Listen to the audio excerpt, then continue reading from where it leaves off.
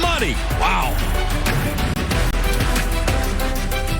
I'm so glad it's here. We're just hours away from one of the most anticipated NFL drafts in years. Trevor Lawrence and Zach Wilson are expected to go 1 and 2, but then it's the third pick with the 49ers that is currently anyone's guess. Latest reports are that the organization has been split on Mac Jones and Trey Lance. And meanwhile, mock drafts and reports have teams like the Falcons, Broncos, and Patriots all making moves to take a quarterback in the first round. NFL Network draft analyst Bucky Brooks is joining us again today. Bucky, today is the day. So here's the question. If we assume that Lawrence and Wilson are going 1-2, where do the next three quarterbacks go? Jenny, it's anybody's guess, but we'll try and sort it out. So let's go with the San Francisco 49ers at 3. Trey Lance is going to be the pick. Trey Lance, when you go back and you study what Kyle Shanahan has said, recently he talked about wanting a quarterback that could throw it like Drew Brees but run like Lamar Jackson. Now, I would contend that maybe Justin Fields is maybe more of that, but Trey Lance gives them something that they desperately need. They need playmaking ability at that position. He can take it from under center. He can do shotgun stuff, quarterback design runs, and also do the things that Kyle Shanahan wants. I think he is the pick for the 49ers. That leaves us with the New England Patriots because I don't believe the Falcons are going to take a quarterback. Kyle Pitts appears to be the pick there. And the Denver Broncos making the trade for Teddy Bridgewater, unless there's a special guy that falls to them that they deem to be a next-level quarterback, I think they're going to take a defensive player. So that leaves the Patriots. The Patriots, in my mind, would love to have Justin Fields. Justin Fields to pair with Cam Newton. Cam Newton and Justin Fields have a history going back to when Cam Newton coached Justin Fields as a 7-on-7 quarterback. I just think that works. It also allows the Patriots to use a new age offense as they go into the 2020s. I think that works. And then the Washington football team with Mac Jones. Remember, the Washington football team has a number of Alabama players. They believe in that Alabama, what Alabama produces. They believe in the players that come out of that culture.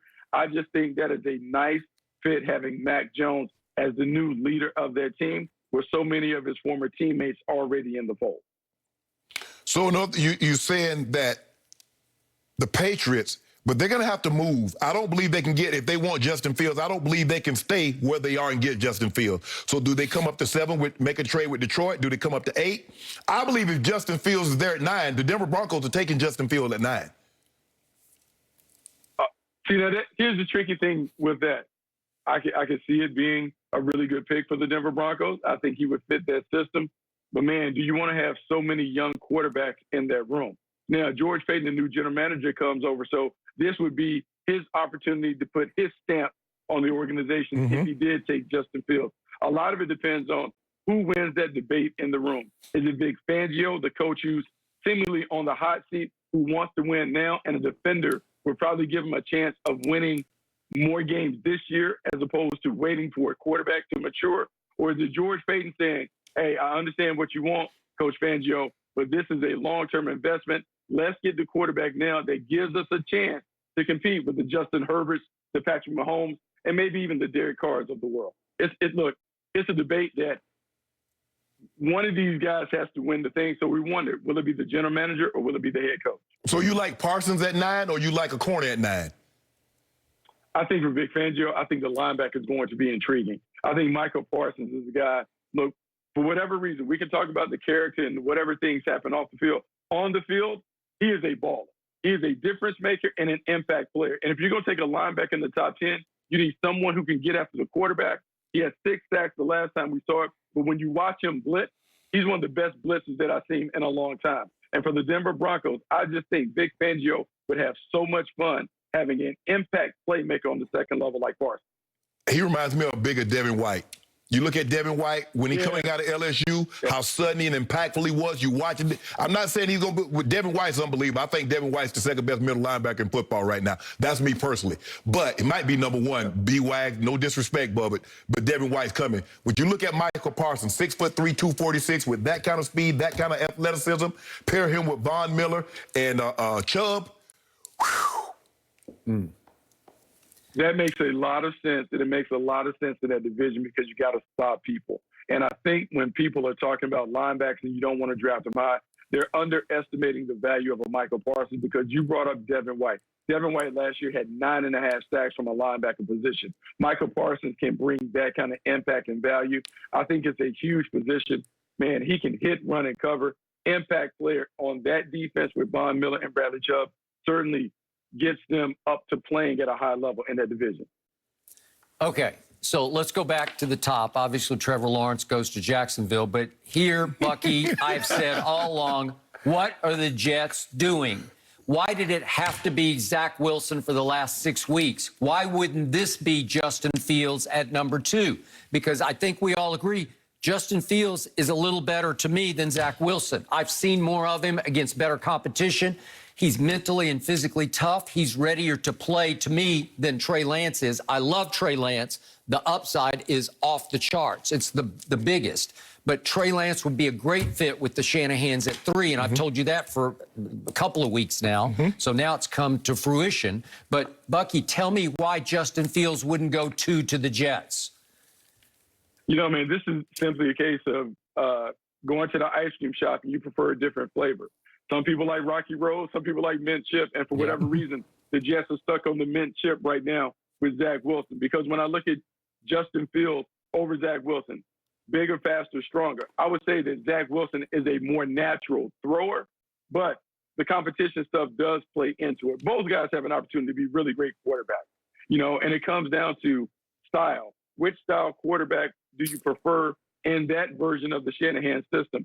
Right now, it appears that the Jets have settled in on Zach Wilson. They believe Zach Wilson may give them some of that Aaron Rodgers-like playmaking ability that they covet, and so he could be the pick at 2, even though I would contend Justin Fields can give you that and maybe even more as an athlete because you're talking about a bigger, faster, stronger kid at the position. Okay, so if in fact then my guy Trey Lance goes 3 to the Shanahans and Kyle Pitts goes 4 to Atlanta, to me, somebody is going to go up to 5-6 range to get Justin Fields. But you're saying that Justin Fields would fall to Belichick at 15, right? Well, I'm saying that you may have to go up to get him because at 5, the Cincinnati Bengals typically and traditionally never trade out. So they're probably going to take a player. That's Mike Brown's kid. It may be Penei Sewell. It may be a wide receiver, Jamar Chase. Yeah. The Miami Dolphins can take any of the remaining picks. I think when you're sitting at 6, you don't want to give that up now because you have an opportunity to take Chase, Pitts, or Penei Sewell, whoever falls to them. So they're there. So now the natural landing point would be the Detroit Lions at 7. People would talk about taking a wide receiver, but this rebuild for them might be so massive that they can get a wide receiver later. They don't have to take one at 7. I think you have to get in front of the Carolina Panthers because even though the Carolina Panthers have Sam Darnold, they're not necessarily locked to Sam Darnold. They haven't given him the 5th-year option. And if there's a quarterback, Justin Fields, that's sitting there, man, Matt Rule can say, hey, Sam Darnold versus Justin Fields, which one is the better guy? Look, let's take them both and figure it out in training camp. So 7 is the sweet spot. That's where you have to make the move to get the next quarterback after whoever's taking the number 3 in San Francisco. Okay, so Shannon loves Mac Jones. I'm not sold, and apparently you're not that sold because you have him being the one quarterback who's going to fall all the way from potentially 3rd overall to, 19th overall to Washington. Yeah, I mean, like, here's the thing with Mac Jones. Mac Jones is an outstanding point guard distributor. I think I heard you guys yesterday talk about Steve Nash getting the ball out and kind of distributing the rock. That's what Mac Jones does. And there's a lot of value for a quarterback that can do that. Now, the reason why we talked about Mac Jones as a top 5 pick, a lot of it has been trying to connect the dots with the Shanahan and Mac Jones because we've seen Kyle Shanahan play with similar quarterbacks and have success. But let's take that off the table. What other team is going to cover that at a high level when you may have more explosive athletes that can give you more? Bigger arm, more athleticism, more improvisational playmaking ability.